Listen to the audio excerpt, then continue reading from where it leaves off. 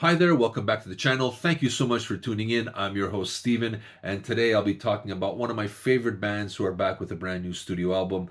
They are the Revolution Saints. Their new album is called Against the Winds.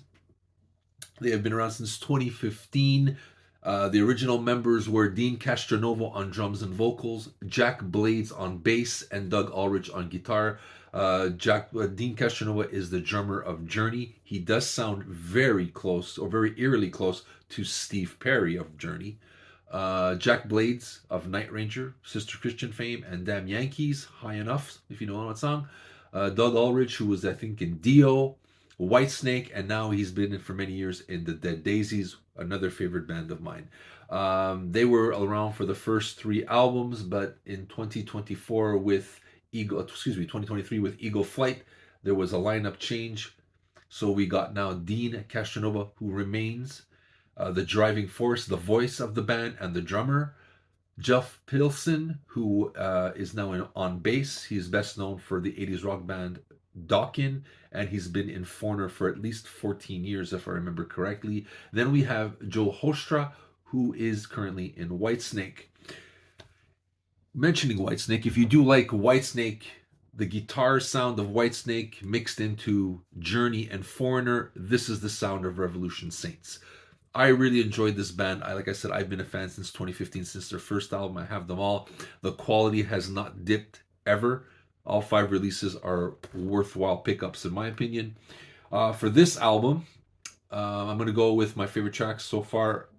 The album opener, the cinematic Against the Winds, title track album opener.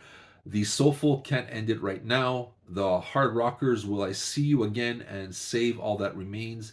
The anthem-like Show Me Your Light, and the mid-tempo album closer, No Turning Back. The only song that doesn't really get to me is the rocker Fall on My Knees. The chorus doesn't grip me.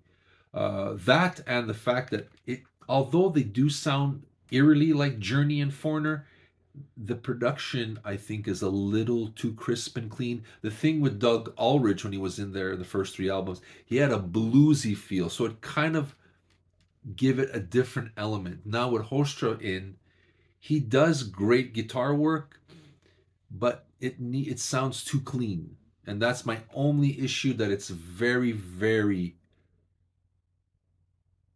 overly produced. It needs that live feel in the studio, I think, to really put them in a different league. They're really great. I'm not taking away anything from this release, but the production is a little too safe, a little too. You can see that everything is done in the studio and there's a lot of magic in there. But these guys can sing and play. I do not doubt it. I've heard these guys in different bands, but I think to best capture that element of these guys, they really need to go and find another producer that will get that live in the studio feel. And I think that would be something worth listening to, or pushing them to another level in my opinion. But still, nonetheless, this is a class act, grade A production. Still, if you love those kind of albums, like I said, like a Journey album, Foreigner, you'll get into this, no doubt.